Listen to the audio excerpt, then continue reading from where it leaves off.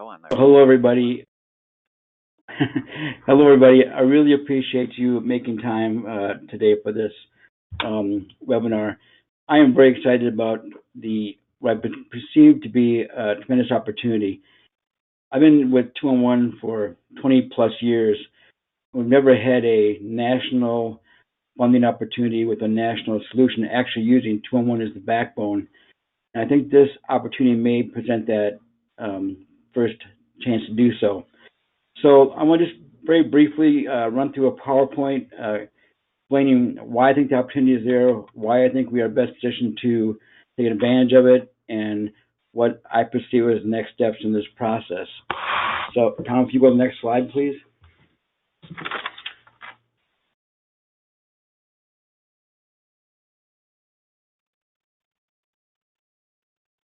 I'm sure you're all aware that the President declared the opioid epidemic a national health emergency and that there has been money allocated for that purpose, $6 billion. You may be aware that in several locations they are having a difficult time actually spending that money, which would seem hard to believe, but the challenge is that they allocated the money to be used for treatment and other issues without increasing the capacity of the communities to be able to respond. So they're having a hard time spending those dollars, in many cases sitting there unused. And quite frankly, I think that's one opportunity for funding, but I think there are several opportunities for funding. You may have seen in the not too distant future or past a story on 60 Minutes that talked about a drug company being fined for their distribution of opioids. And the fine was $31 million, which seems like a lot of money, but that was less than their CEO makes in 1 year. So it's hard to pick up a paper or look on the newspaper or the TV or radio or on the web and not see a story about one or another drug company getting sued in court. The opportunity to go to one of those companies and say, hey, $15 million, we can offer you a solution that's going to give you positive PR and make an impact, seems like a viable option to me. In addition, there are any number of corporations that have this as one of their areas of concern. So I think there's a lot of opportunity for funding. But besides the funding opportunity, it's kind of like, why are we doing this? What's the call to action? And that then gives us the next leg of this whole process. National Institute for Health put some recommendations out about what we need to do as a country to deal with the opioid epidemic. And one of the recommendations was that they convene a group of individuals in various areas of expertise, law enforcement, healthcare, and so forth, and to create a program to raise the awareness of the risks, talk about promotion and prevention, and for those folks that were experiencing the problem, but also those folks that were helping those folks deal with it. So, there's a combination of dollars potentially available, a national call to action, and the third element is that we have a research-based application program. And there's a lot of research that supports the use of text messaging to help deal with medical issues. Here's one example from the Journal of Medicine. Next slide, please.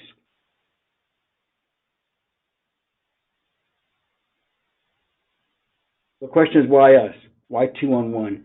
To me, it's very simple. We're already working in this area. This is not a new endeavor for us. This is what we do on a day-to-day basis. We talk to folks that have problems. We catalog and maintain databases. So it's our work. And we are experts in community resources. We have existing partnerships. A number of us are working on different groups related to opioid abuse, heroin task force, and others. It aligns with our mission. And quite frankly, we are very knowledgeable in the use of text messaging. So what's the potential for 211? I think there is, as I mentioned before, significant potential for funding. I think it is potential to enhance our local, state, and federal relationships. I think it is an opportunity to increase the awareness of 211. And I truly believe, based on our experiences, that there is significant opportunity for earned media about the project and about your 211 center. Next slide. So, text program, hashtag goals, harm reduction. We want to do a holistic approach to harm reduction that will help the individual, those supporting the individual, and the community at large. Community education, the anonymity and the ease of interaction, the access to treatment resources, and in particular, providing ongoing support and follow-up. I'm going to talk about this a little bit later, but in our service area, a person that reaches out for help today, unless they have insurance and or cash available right then, it's going to be 60 to 90 days before they get help. You know, a person can't go from asking for help and wait 90 days to get something going on. So having supportive messaging that was developed by licensed certified addiction professionals is one important step to how we address that. It positions United Way and 211s as leading this effort or being a part of this effort, and it also provides data that we can use for funding and for helping the community understand the needs and what's going on. Next slide.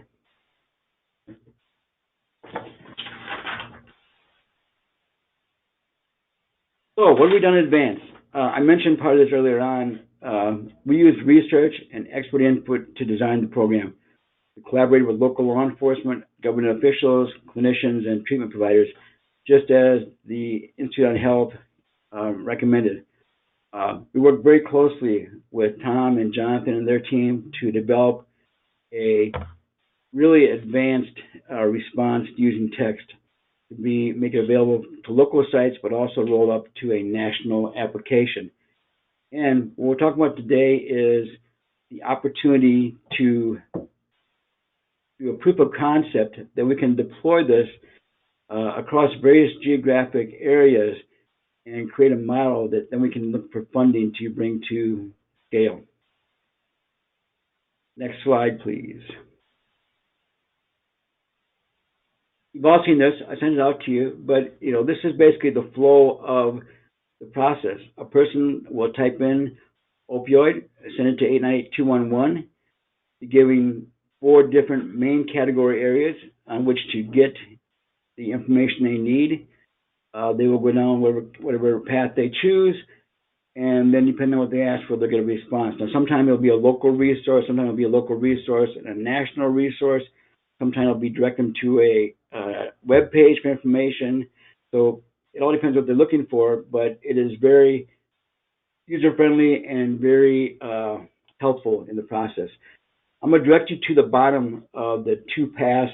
One of the paths that says resources for people concerned about opioids, and the other one's using opioids. And you'll note at the bottom, it talks about the supportive text, the boxes there.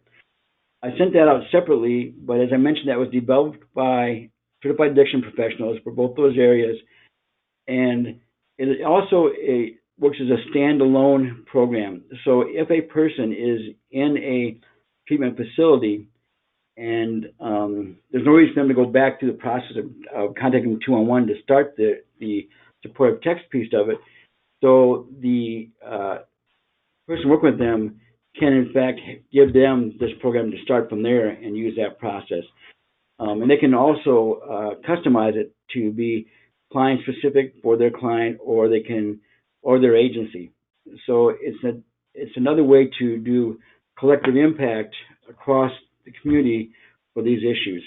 We're very proud of those pieces, and you'll know if you had a chance to look through them. For example, in the area where it's a person using opioids, there is affirmation statements, but there's affirmation statements that have an action step behind it. So just very briefly, I'll give you one example. Example is whatever you think you can or you think you can't, you're right, is by Henry Ford. But then the action statement is think of 3 things you've already accomplished that seem impossible. Now that may seem very simplistic, but it really does work. Any of you that have been involved in treatment, you know how important it is to get the affirmation and then something that they can do and accomplish and feel good about it having accomplished. So let's go on to the next slide, Tom. And as I mentioned, it is as simple as simply texting opioid to 898-211. Now we're going to, a little bit later on in this presentation, ask you to do that so you can see some of the visualization that we put into the process. But next slide, please. I'm actually going to ask Tom to step in and take you very quickly through the mechanics of how this works. It'll be short, but I think you'll be very pleased with what you're going to see at the end of it. Tom? Sure, Larry. Thank you so very much. The text automation, you guys are all familiar with the texting platform. What you see here is an opt-in. It is down here at the bottom of this where my cursor is. People opt in, they're queried for their zip code. They're immediately given the chance to get on one of those trees or one of those branches of the flow chart. As they do, they further refine what they're looking for to the point where they will be given resources that are consistent with their three choices, and they're instantly to a resource. Now, you guys are going to be able to experience this in just one moment as we get into the live demonstration. But I think to Larry's point about affirmation messages, now what you're seeing are messages that are queued up to go in the future. So this person has opted in, they've picked the appropriate track to be on, or by virtue of the track that they've picked, appropriate is to load up affirmation messages and follow up with them. And that's what you're seeing here over time. What happens is this person is not a single encounter, but this person is going to be held onto over time. And as the research has also stated, this is significant because it takes a while to get to a willingness to make a change in behavior, and also it takes a while to get to the resources and services that are being offered. We're collecting all of this information and collecting all of these contacts in an onboard database and an onboard client resource management system that's full functioning and full feature, so that the encounters will, this is a very interesting part, resolve into reports that you can use in your local markets instantly. This is real-time data now that you're going to look at. And in fact, I'm going to switch away from the PowerPoint over to that same data chart that you just saw in the PowerPoint and establish with you that as you have these data charts, they are quite dynamic. You can make these data charts work any way you want in your local market as your reports. If you, for instance, didn't want to see for some reason opioid detox, you can just come down here and take it out of the equation. And what happens is you can make these charts and reports do just about anything you want them to do. There are numerous sample reports available. All of these plus dozens more are consistent with this project and available in your local area. And while we're doing local information, we're also collecting information on a national level, which again over here, this chart is going to change in real time as we do our demonstration today. So we'll leave this chart this way for now, but when we come back to it after a bit, after you've done your demonstration, we'll resolve it again and you'll see all these lines and graphs change because the system is set up to have real-time data visualization. Let me come back to the PowerPoint just one moment.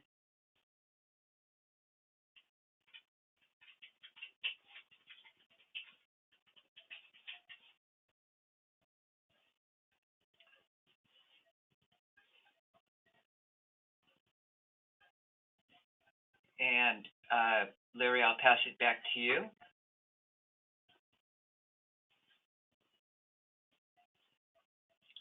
Yeah. I think there we go. Thank you. Just one more thing I wanted to mention that on the affirmation part of it. Um, those are designed, as I mentioned, with certified addiction professionals, but they are very important is the timing. So, for example, when a person that is using opioids texts in, they receive the initial reply in 2 minutes. Um, because a lot of times they either at that moment in time want to get help, and they'll text, we need to get back to them right away, and in many cases, they are being pressured by someone saying, get help, get help, get help. So they'll do that. The next connection with them is 12 hours later. And many times, what's happened in the 12 hours, whatever issue they had has gone away. They've forgotten about it. They're no longer under the influence of opioids to the same degree. And, you have to wait 12 hours for that to occur. So you send them out 12 hours later. And then send them out the next day, and then the next day, and the next day, and you skip a day. So, I mean, it is a very thoughtful process that we know working with professionals is, in fact, a very worthwhile process. So, let's go on to what we need from you to make this process work. We need data from you. We need you to do an export based on the service terms, which are part of the MOU. What we'll do with that data is run through an SQL process. We'll upload it to the system. We ask that you maintain it at minimum semi-annually, that you add new resources as appropriate. Now, I will tell you that one of the challenges that we have seen in our own community, but the databases that we work with across our contracts, is most of the resources are the not-for-profit providers of services. In reality, there is a significant amount of work being done from clinics and other places in the for-profit world. And in fact, the dollars that the federal government allocated won't pay federal dollars to the for-profit providers. So it's very important we get those resources in the database as well. It's probably going to take some time to do that, but it's important to have a comprehensive database available to the community. And you'll see more of that in the MOU. Tommy, over to the next page. For our target dates, we have a very aggressive schedule, and I'll tell you why that is. Right now, there is dollars available. There's a call to action, per se, from the National Institute on Health, but there's no one currently operating in that space at a national level. That positions us very well to be that entity that fills that need in that space. But that could change tomorrow. So the sooner we have the program operational outside of our footprint and have a proof of concept across the country, the quicker we can continue to pursue funds to do that. So we hope to implement the pilot group by the end of May. We hope to be able to start reporting on the utilization in June, have a summary of all the reports in July, and between July and December, roll the program out nationally. There has been a very detailed discussion about why don't we just give this to all 140 2-on-1s that are currently on the platform. The reason for not doing that initially is because we would think we can get somebody to pay to have that happen. And when I say pay, I mean pay the system, not Heart Float United Way or EMS. We want all dollars to go back into the network. So, for example, if I talk to a potential funder and say I need $2.5 million to be able to allow the 2-on-1s to upload their data, I want to be able to do that. I want to be able to say I need, $9 million to be able to increase staffing across the 2-on-1. So stuff like that. So if we have a system fully deployed, it limits our ability to ask for certain pieces to build it. Next slide, please. So we're going to do a live demo, and while we're doing that, we're going to continue talking. But Tom, you want to get started on that? Yep. Larry, thank you so much for that. And this is a chance for you guys to experience this on your own cell phones. So simply just text opioid to 898-211. You may have done this before. So if you do have 898-211 as a contact, you might want to send stop to it before you do that. And once you get the unsubscribe message, then just send opioid to it. If you've not done this before, or if you're not opted in to 898-211, just simply send opioid, the word opioid, to 898-211, and it'll take right over from there. We're going to have a chance to talk about this and be in full discussion at the end. But if you have any questions during this process and you want to raise your hand on the GoToMeeting frame, please go ahead and we'll get to those questions during this process. We're going to let this go for a minute or two while you experience that.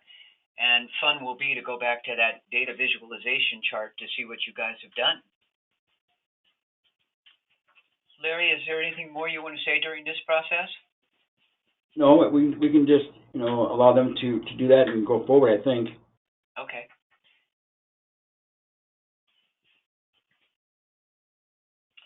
We'll let this go for just a few minutes because it's going to take a while for you to query and go down one of the chosen tracks you saw in the flowchart. I could put that flowchart maybe back up, Larry. Sure.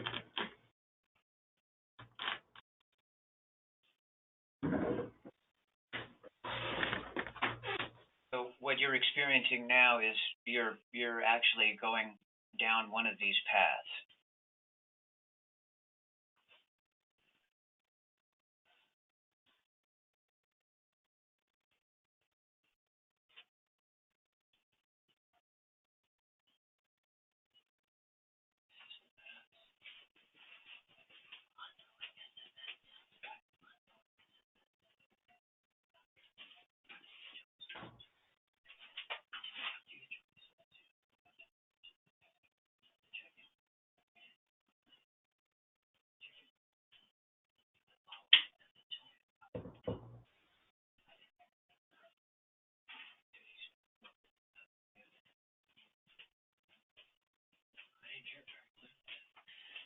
Going along pretty good. Nobody's got any questions, so I'm assuming that everybody's been able to text opioid to 898-211 and has been encouraged by the system to identify the different branches, and if you're picking resources, you're probably getting resources delivered back. So at this point,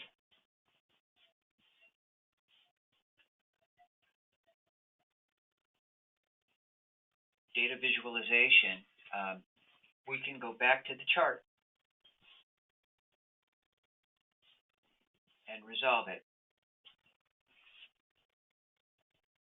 And that's how it's changed. The resource deliveries now are more comprehensive, many more in zip codes that were there than were once there, many more categories actually that were once there. So you can see how dynamic this program is by virtue of the resources being delivered just to you. And Larry, at that point, at this point, can change this back.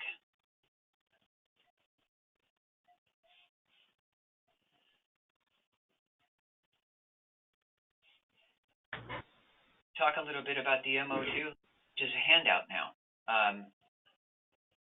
that they can download. Right. And thank you. And let me tell you the reason for an MOU. I am pretty open to just not having an MOU, just giving this away to everybody, because that's what we want to do. We want to make it available to the system. But when we're talking to some potential funders, they said, well, what's your relationship with the folks potentially involved in this process? Do you have any kind of agreement and so that caused us to create an MOU to be able to share that with potential funders, but also so we are all working towards the same goal. In essence, and the MOU does a number of things. It's very open, but it says that Heart of Florida United Way is giving you this program at no cost, just yours to use. It says that you have the ability to go out and raise funds in your local community or state to support your work in opioids with this program.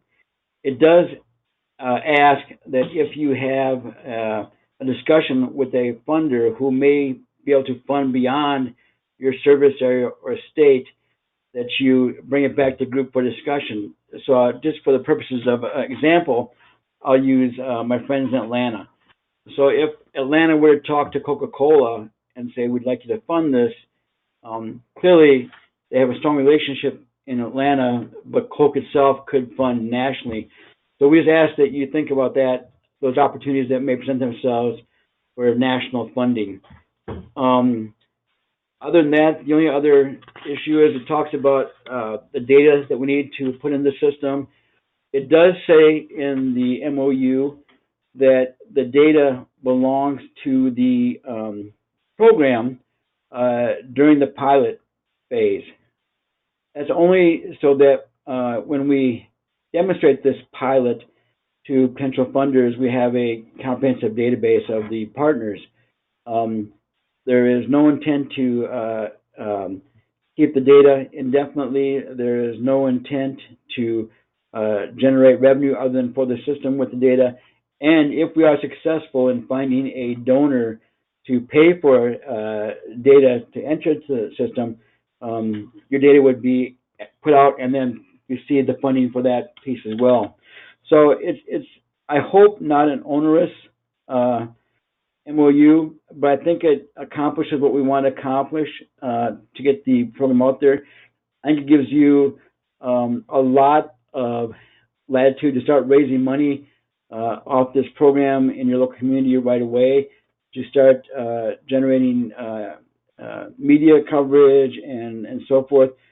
But it does hold the pilot group together for the purposes of being able to do a proof of concept demo going forward. I'd be happy to answer any questions about the MOU offline or online whenever you want. And it's a draft right now, but hopefully it doesn't present a barrier to you participating in this process. I will tell you that if you don't know, there were 14 201s invited to be part of this process. It was a very thorough process to determine those 14. It was folks that we knew had the capacity to enter in the process, folks we knew had the capacity to be successful in this process and could be examples of how this should be done, both to the network, but also how successfully it can be done to funders. Thank you once again for agreeing to at least talk about this, and I hope we're able to partner in the future. So I want to answer any questions you may have at this point in time. I will mention that this, as we said, is a pilot project, and the group of how many ever we are, 14 or 15, will work on this together. It's in process of development. It's not a stagnant piece. So please let me know what questions I can answer for you. Now, with this GoToMeeting feature, if we unmute you all, it starts to feed back and make static. So if you could raise your hand if you have a question by simply clicking the hand icon on the GoToMeeting control panel, and we'll go ahead and answer, or you can write in questions, which we can answer as well.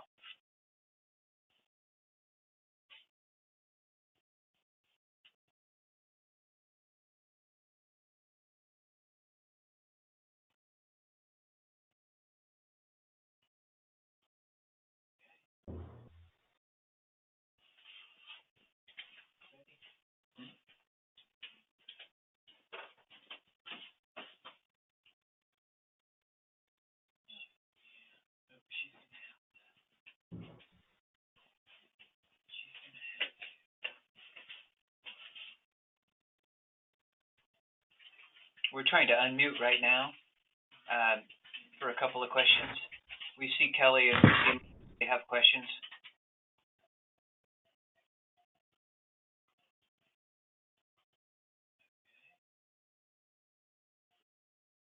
Okay. Callie? Yes. Do you hear me? Yes, Kelly, we can hear you. Okay, great. I was wondering what are you using for data visualization? What is your program? Kelly, it's a third-party software called Fusion Charts. Fusion Charts. Mm-hmm. And Thank you. very robust. I think, as we had in the slides, numbers of report samples that you can take and manipulate and make work in ways that are terrific. We love the service, and we're fully integrated with them. As part of the new NTP service delivery coming soon, it'll be available. So to this program, it's already integrated.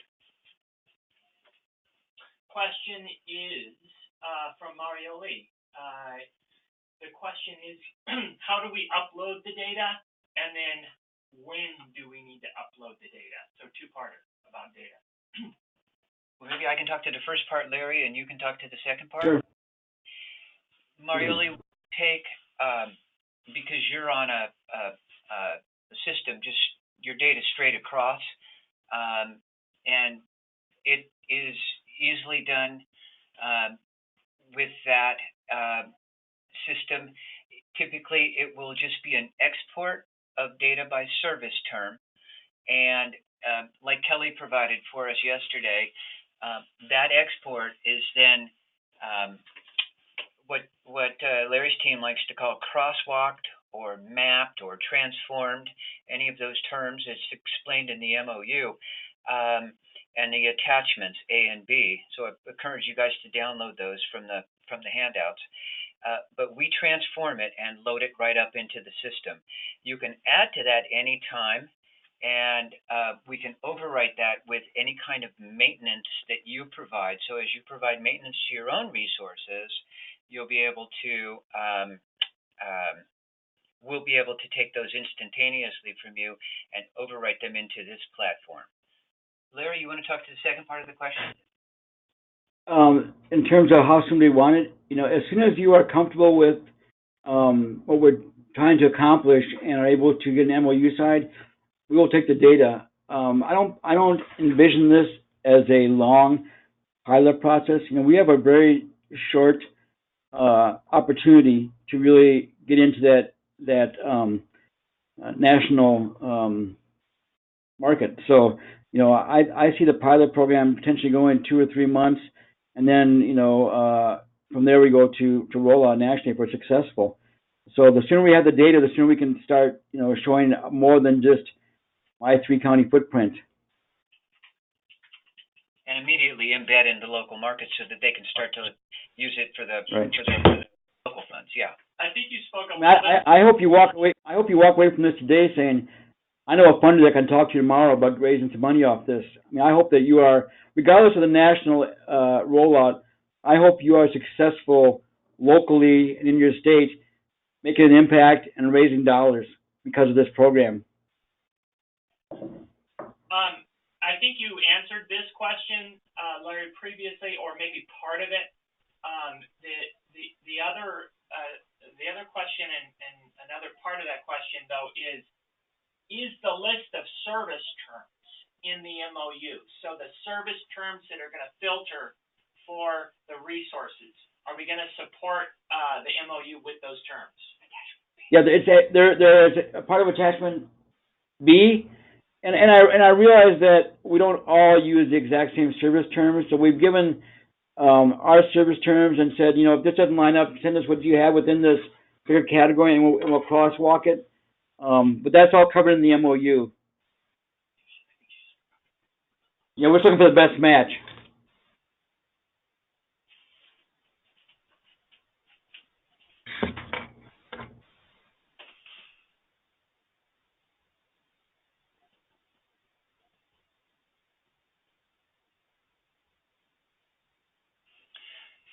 we're not seeing any other hands up at the moment.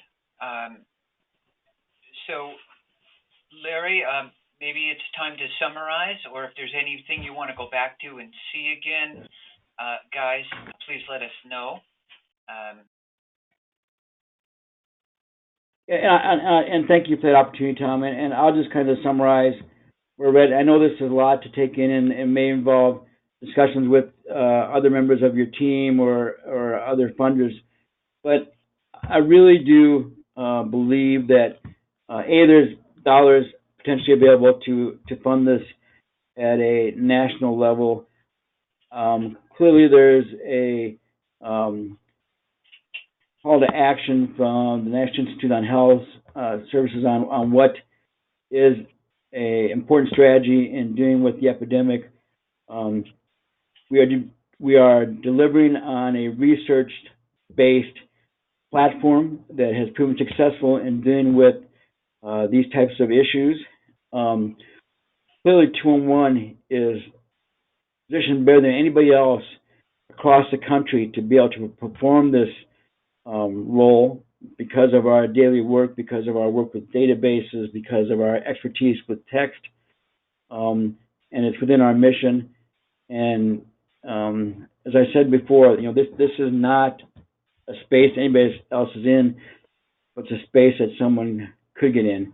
And finally, most importantly, I think regardless of the national funding, the national opportunity that, as I mentioned, exists, there I think is a opportunity in your service area to make an impact with this program and to raise dollars for your operation locally. And I hope that you're able to take advantage of that opportunity. I hope you're able to partner to make this successful so we can, in fact, make it available to the rest of the country and in terms of dollars.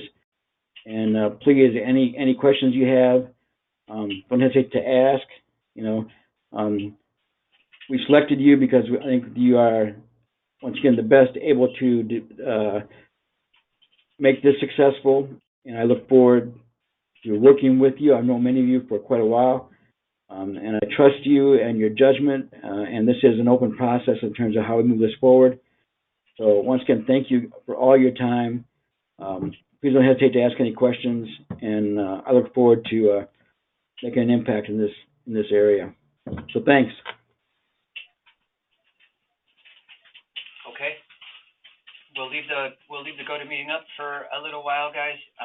And if you haven't had a chance to download your handouts, please go ahead.